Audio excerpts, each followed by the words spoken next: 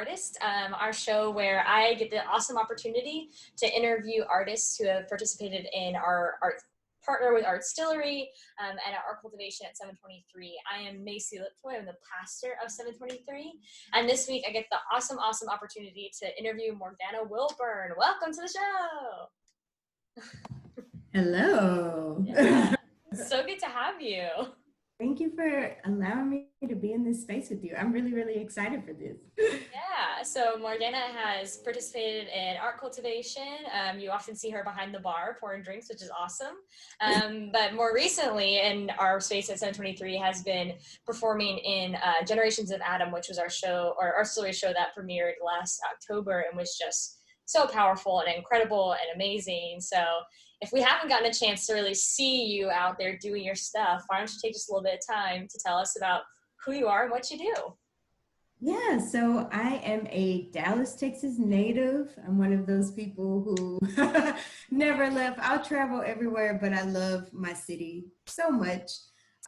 By day, when I'm not working with the Artstillery crew, literally had a meeting this morning with the founder, Ilkner Osker, and we met with the DMA, so that's exciting.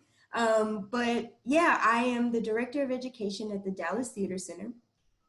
And I also am a photographer. I have my own company called Photo Noir, and I've had that since 2008. I used to be a teacher in Dallas ISD.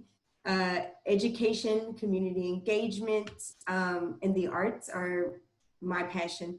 Love it so much. That's what drives my mission and purpose in life. And yeah, other than that, I am getting into directing, and I guess I act professionally sometimes. I was to say, I think you act professionally a lot of the time. Like you're crushing it.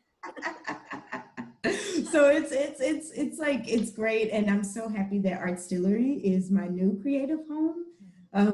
I remember meeting Ilkner at an event for women in theater. It was in Deep Ellum. And I was like, who is this woman? She needs to be my friend. And the first thing, what's so funny, we had a moment, and I know you were asking me about myself, but we had a moment. She's my sister, so I love her. Where I asked her, like, you know, what do you do? And she explained Artstillery, and she's like, I'm in the business of making sure people have space to work and create.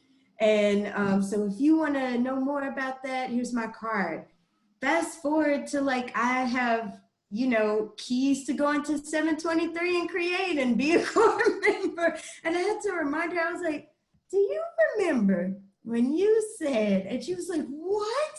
And so, like, it's kind of crazy to be able to share this space with you all and to be a team member in this. And first I was just a fangirl of Artstillery and everything Ilkner presents, and you know, she is such a major reflection for me and a wonderful leader. And so I'm so happy to be working with my friend and my sister and being a part of Artstillery through plays like Generations of Adam and all the things to come and come back.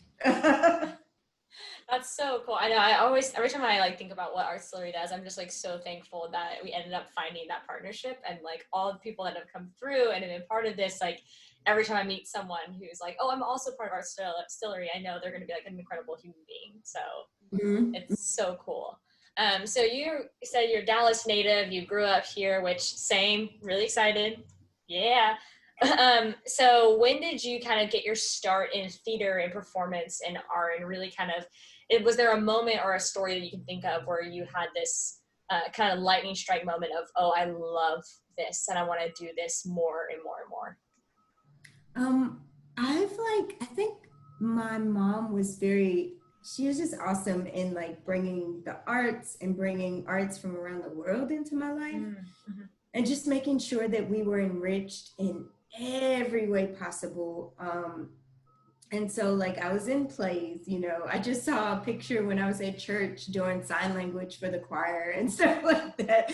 So I was always encouraged to perform, to be out front, to tell my story, like whether she encouraged me to write stories or, you know, just play pretend. That was all part of my life. when I got into high school, what's funny is like I wanted to go into computer science. And I went to the science and engineering magnet. And I was like, this is what I want to do. I want to be an engineer. And then I got into one act play, like many of us do in Texas. And Love that UIL one act. hello. And so I got into that. But what was odd is like my senior year, we had a sponsor, but she knew nothing about theater. And I directed my first play, which is very illegal for like a young person to direct their UIL play. But it was under her guise, you know, this is so inappropriate. Now that I think about it, it doesn't matter. It's like, Yeah. 20 something years later. So I directed my first play and we won regionals. And I was like, wow. And I got us all Letterman jackets. It was like a whole thing. And I was like, this is what I'm doing. I had to break the message to my mom. Say, Mommy, I'm not being an engineer. I'm going to school for theater. And she cried and then she accepted it. I went, you know, off to UNT for my undergrad. And that's where I got pulled into wanting to do more about community. I became part of Alpha Kappa Alpha sorority, and it was very community based, very about supporting the Black community, also doing more community engagement work in different ways, different organizations. And after that, I'm like, there's more to just being on stage. And during that time, like, UNT theater was very much about like certain people and things like that. It was hard to break in. And I was like, something's calling me to do different. And that's where education and engagement came in. And the chair of the theater, Dr. Garcia, he led me into that route and I became a teacher. And my greater purpose was to create arts in our community. And, you know, I just kept going with that. I got my master's at University of Houston, which took me all over, you know, United States and to London to study and learn about building community through theater and being a leader in that. And I'm so thankful for that because now it's brought me here where I'm doing more engagement work outside the classroom, working as a director of education, working with, so I just left teaching a class at Caramia Theater for School of Yes. And I just feel so happy to have so many arts homes. And I'm so, it's just unbelievable that it started like with the simple nurturing from my mother, like reading books and watching films and seeing live shows. And then it comes to like me directing my own and, you know, she's just like, wow, I can't believe, but I feel so, I am so blessed and I'm so lucky that that has been my experience. Yeah. Oh, I love that. I mean, like, I feel such a kindred moment with the one act play thing because, like, that's like the Texas, like, quintessential young actor experience. Exactly, exactly. I was actually like talking to, I met a playwright from Carrollton who's actually wrote a play on the experience. And Really? can't wait for this show whenever it gets produced to be produced because people will feel seen. Yep. There's something about like that, like kind of like almost too hormonal, like theater kid, kind of like a little bit crazy. Yeah. Oh my gosh. So fun, like to come from being a theater kid to leading other theater kids. And it's just, it's miraculous. It's a energy unlike any other. I wish there was a TV show about it. Oh yeah, no, theater kids are their own special. There was I think I saw a meme, and this is totally off topic, but there was a meme that was like, I don't want coffee. I want whatever theater kids had that made them act like that at 8 in the morning. And I was like, man, it's just pure energy. Like, I almost didn't graduate because I would skip my health class to go plan one act play and go build and go get like I almost did not graduate high school. I mean, it's an all-encompassing thing for sure. Yeah. So it's just kind of talking about the theater experience and, you know, what it's like to be in that world. What has been the most challenging thing that you've experienced with either live theater or the theater as the business, or whatever side of it. I know, you know, you've been very experienced and very accomplished, and so have a lot of experience with this. So I think one of the hardest is like number one right now. Just yeah. is the COVID crisis because pandemic. We are not going to make this a crisis. No, we're gonna. Yes. But yeah, being in the pandemic, like live theater is meant to be live. And, you know, there's a loss in jobs. There's a loss of like collective identity. Who are we? Trying to hold on to elements of who we are. People who made conscious choices to become professional actors and have to, you know, they have agreement with equity and things like that, and they're not able to work, you know. They have to find other pursuits, or like if they're so happen to have been able to be on film or any other creative endeavor, that's hard. It's hard because we can't produce and create. It's unsafe. It's like everyone is trying the best that they can, you know, even in teaching theater.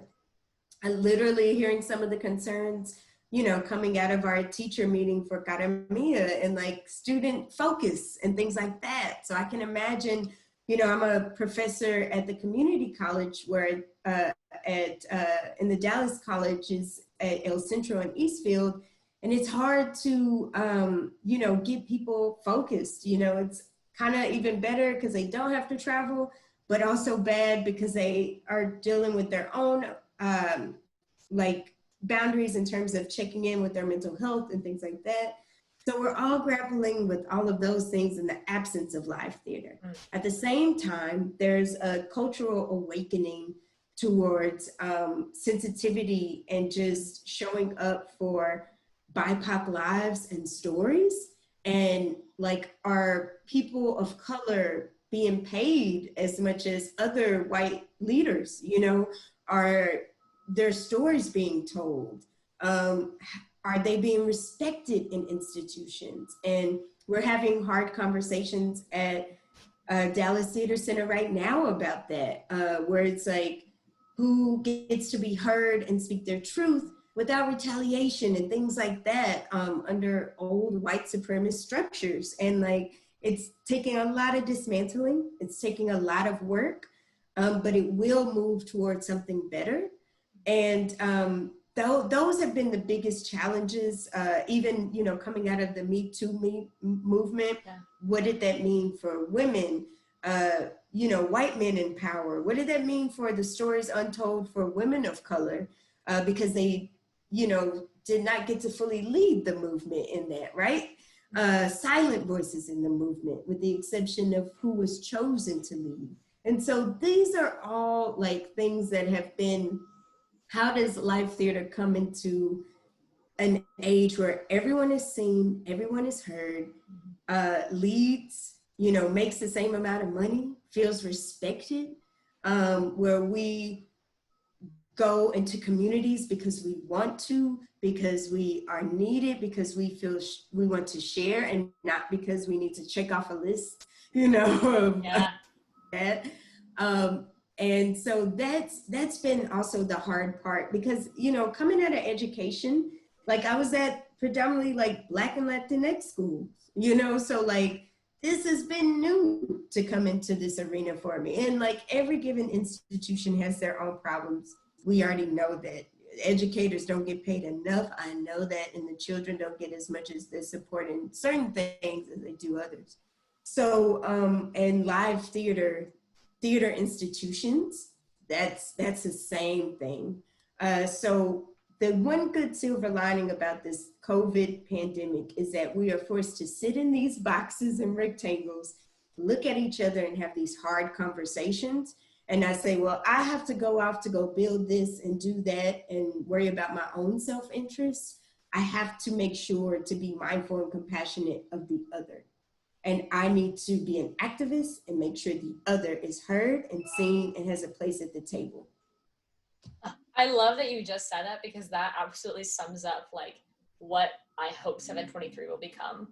Like, right. We literally talk about, you know, our little small group, the table, and the whole premise is when you pull up a chair, because I'm sure you've experienced the idea that like you sat at a table with a chair and been like a token voice but not been heard. Yeah. And so instead of just saying, oh, you have a seat at this table, which that's great and all, but if I'm not being listened to, I'd rather walk away. Yeah. And so here it's you have a seat and your story will be told, and that's that important. And right on. I love that. See, I knew we were on the same wavelength about things. Yes. So you talked about the COVID crisis and the fact that this is a really weird time to be in theater. My Siri keeps going on. It's super annoying. No, I don't need your help. She's like, hello. Yes. Every time. Pandemic. She's always like, hey, do you need me? And I'm like, I literally have never once asked for you. Never once. Anyway, so we were talking about, COVID and stuff like that. And so I've been reflecting on a lot of kind of past experiences of, oh man, I missed this or I loved this or whatever. And I'm sure a lot of people feel that kind of nostalgia. So is there kind of a nostalgic memory of your favorite performance, favorite show that you've ever been in that you are reflecting on and saying like, wow, that was really incredible or really impactful, or that you look back on, especially now this time of cultural change, that you thought like, wow, that really made a difference in someone's life? Yeah, I think two experiences back to back because I was introduced to Artstillery as being a part of it, like through Generations of Adam. And there was a lot of difficult things because I'm like, this is a new form of theater, really progressive theater. And I also got to work in the morning and it's different. And, I had to get in a tub each and every night. Ilkner's probably like, I'm so tired of you talking about how you had to get in the tub every night. That was incredible though. Like literally there was water in the tub. It was amazing. Anyway. In a tub of water during winter each and every night in a warehouse and lighting incense and being at peace. It was miraculous. But during that time, it helped a lot for me in like, how do I speak up? How do I share space? How do I learn and back up? Because I was entering a space that was unfamiliar. And so just learning new community, I miss that. I miss like coming into a space and just experiment. People get to debate and then release that. And it's not like turning off a screen. It's literally like you're in that space still. And it's like, we just had a disagreement. How are we gonna heal from this? And it's like sharing space. Like I miss that kind of stuff. Or the act of discovery just with bodies in the space. We had so many wonderful transformative healing events. I miss that, I miss showing up to rehearsal, showing up to a performance, showing up for people. Like I miss that. I miss like the power of the audience and the way they said, I saw my story, I see you, and sharing tears, sharing laughter, sharing jokes in a space together, sharing food in a space together. Sharing like new ideas and late nights, like as a collective, like I miss it. I miss it so much. Going into that, like I was able to direct my first play at Bishop Arts Theater Center, and that was miraculous. Like being able to lead, in a different way, like coming out of the space of the collective, carrying all the things Artstillery taught me about letting go of ego, being part of a community, having individual voices to create and cultivate a shared experience, and then going into a traditional theater space and like bringing offerings where I'm like, y'all, we don't have to work like that. The director it's not the end all be all. You don't have to feel like you can't share how you feel. Like bringing all that to facilitate and shepherd a work of art with artists who wrote from New York and came down to work with us, working with my friends to share unique trans, non-binary point of views, LGBTQ point of views, Black women's point of views, and especially like 3-person play, about American history, an interracial marriage. Like, I miss that. I miss like making history I miss making family in real life and uh, learning and teaching and guiding like in real life. You know, URL is great, but IRL is what I miss, you know. And so I miss I miss all of that. And those two experiences, I can't imagine a world where I went into COVID quarantine without those two experiences. Like I'm like, wow, I got to do that before I was quarantined. I got to be a part of this huge production about healing trauma before I was quarantined. I got to be a part of this huge play that I helped direct in my community where I live up the street from the theater, where I live down the street, down the way from 723. Like, what? And like creating theater pretty much in my backyard is what it feels like. I miss that so much. And I'm so happy that for just a little bit, I got to experience that before I go into a new normal. Mm-hmm. I think that's the most important takeaway across the board from this experience is, um, I'd wondered up until this point, would digital life ever kind of take over, real in life community? Would ever be a point where people prefer to be online than in person? And I think that the fact is, like, we've proven, like, no, like nothing replaces that in-person connection, which I think is really cool. Mm-hmm. So true. It's yes, to the yearning to want to feel disconnected from like the screen. And when I catch myself, I'm like, get off of the screen. You've been on the big one for like a long time. And so I can't, that's going to also be a hard part is us disassociating that in many ways just to show up. So it's all powerful. It's all crazy. Yeah, it's definitely gonna be crazy. I will say it's been comforting to realize like humanity still wants to be in person, which I really like. I've appreciated that realization. Like we aren't just screen creatures, you know. Mm-hmm. So real, so makes real. a huge difference. So while we're all kind of trapped in our houses and looking at screens, I find myself on Instagram like looking at people who live like in New Mexico, and I'm like, I want to go outside. Like I want to like go to like beautiful places and like find inspiration in nature and stuff like that. And I've kind of talked to a lot of people about how finding inspiration right now is really rough and a really tough game to play and not easy at all. And so is there kind of an inspiration well that you turn to when you've run dry, where you can find peace or find new creativity or newfound passion during this time? The main thing that I'm so grateful for, and he shows up in any given interview and moment that I have, are walks with my dog Merlin. I think he's becoming a big star now. There's no way not to break him up. But going on simple walks with him, I took him on his first vacay to just Austin, and like we just went for like walks and just seeing him play in the backyard, just running around, just watching him sleep right now. He's so cute. Just going outside with him, he gives me a reason to go outside, to take a walk, to have wellness, to go like to a secluded dog park or go on a trail. Like if it weren't for him, I probably would just be in my regular hustle and bustle of projects and work and just sitting down like this, like, if I did just like real still and just like, I don't want to move. I don't want to do anything. And he gets me up, like literally. So he's part of my like well of inspiration and energy.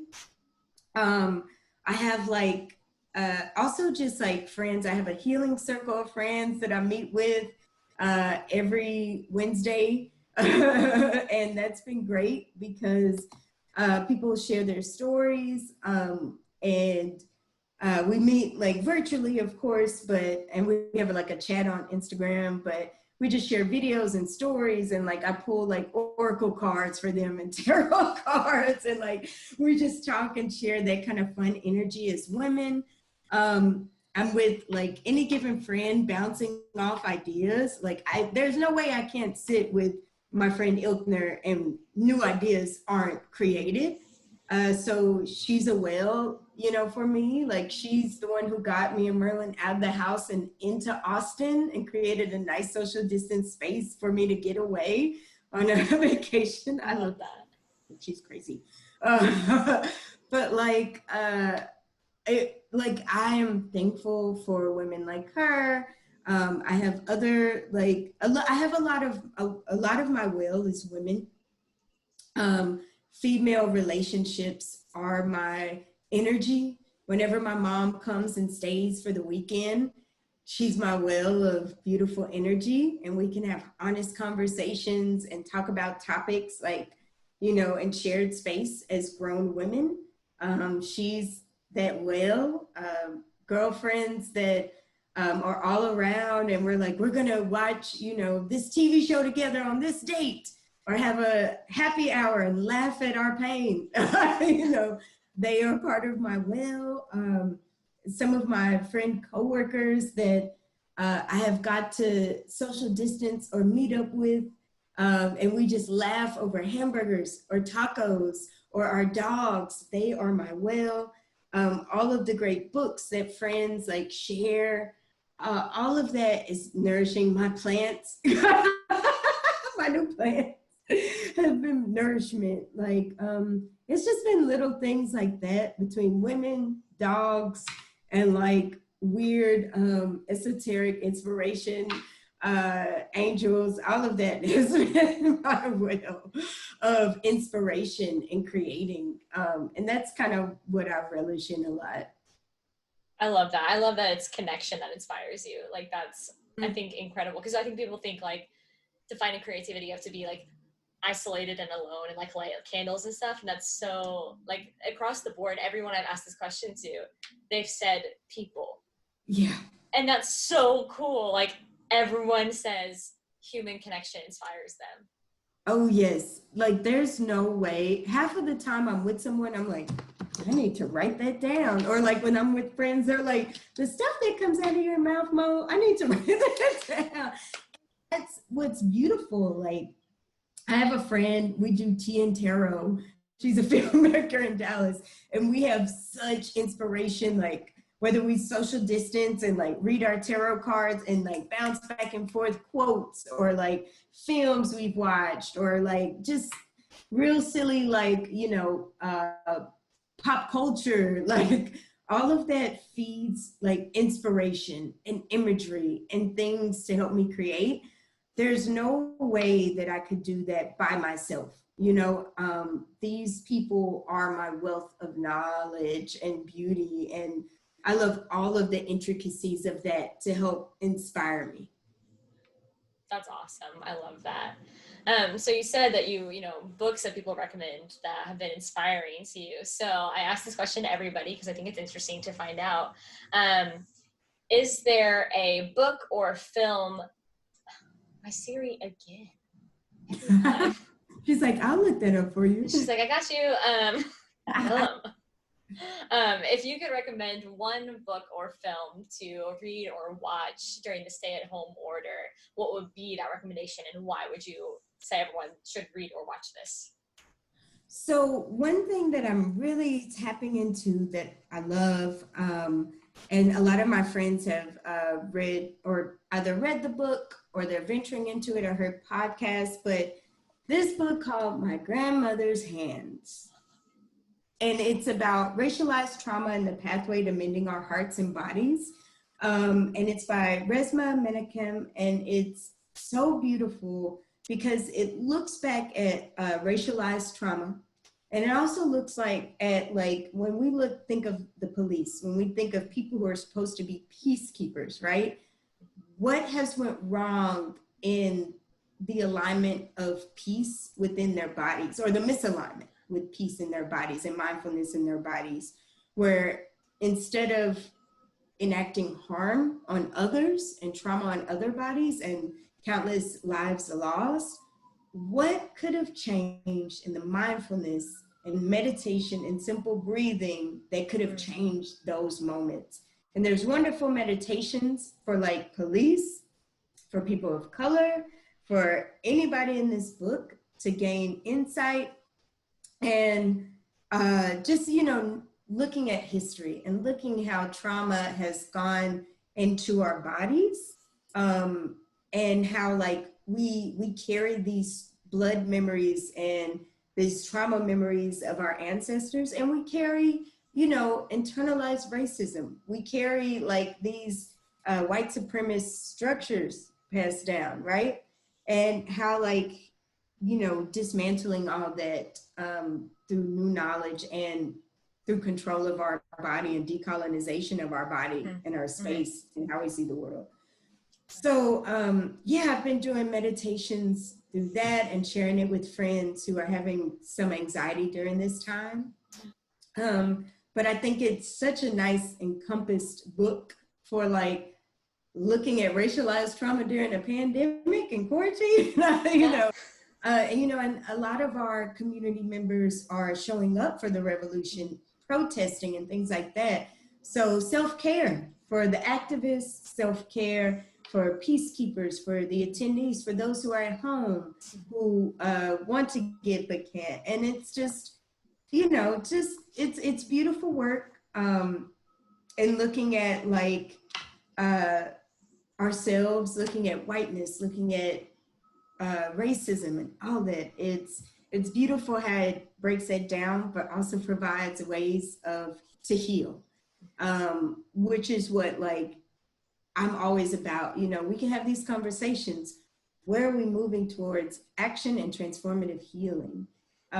Which I hope that we can continue to go into in any given space that we're in, which is what I'm happy about with Art Stillery, because like that's what we want, Yeah, I think it's an incredible book. I'm gonna recommend it to some people, and if you're listening, please read it, because I think the importance of acknowledging like the heritage trauma, the trauma of heritage, like that you inherit that, and the way it's been ignored, like because not to dog on my parents, but I've had a lot of conversations with my folks, and it's that like mentality of like, oh, just move on. I'm like, no, there's no just move on. There's reconciliation and healing and transformation that needs to happen, because even if it didn't happen to you, like that's part of your shared memory, Yeah. And it's like, and if I think about like, if I look at, my Black elders or any of our POC elders who have internalized a lot of this, for many of them, and they're just like, I want to live my life, but even in just saying that phrase, there's trauma. Cause like at some point you didn't get to fully like live life or move, like what you're saying, just move on, like there's something that was in the way, there's something unhealed about that. So it's so interesting to see where we are now, where so many of us in our generation and younger are driving us to like keep moving and standing up and use our voice. And then it's like, how can we do that with also nourishing our bodies and nourishing our souls?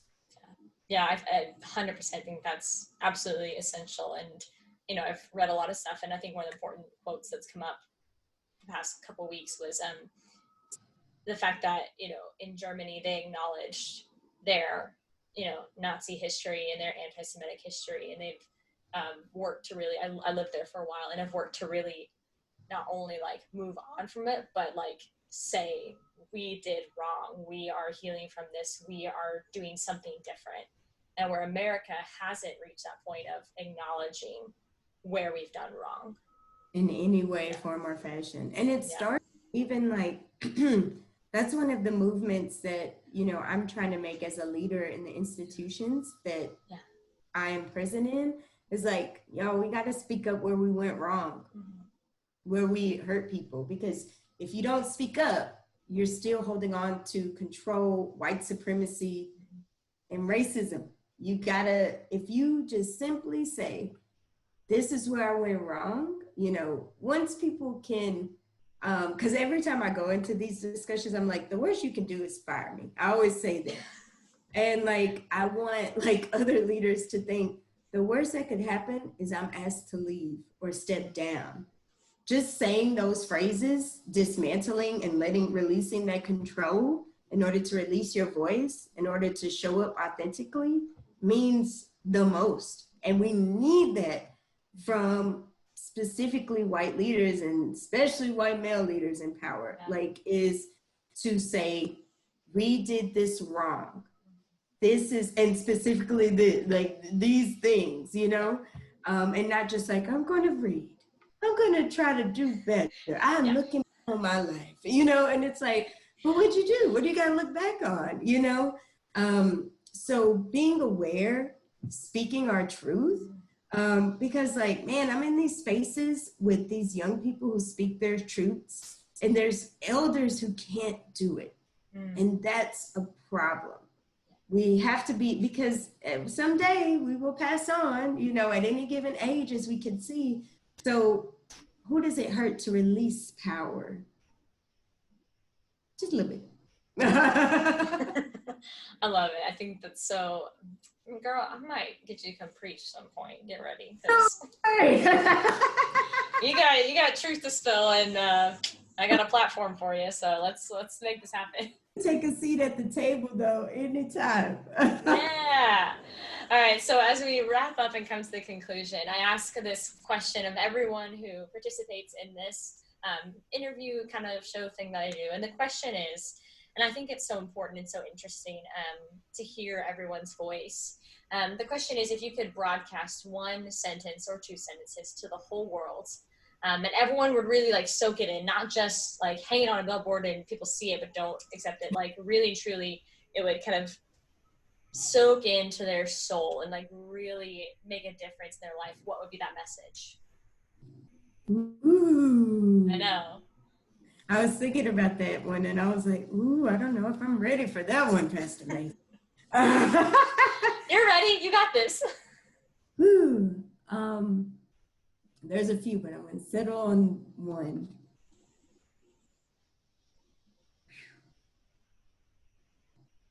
I feel real emotional thinking about this. Like, I don't know why, but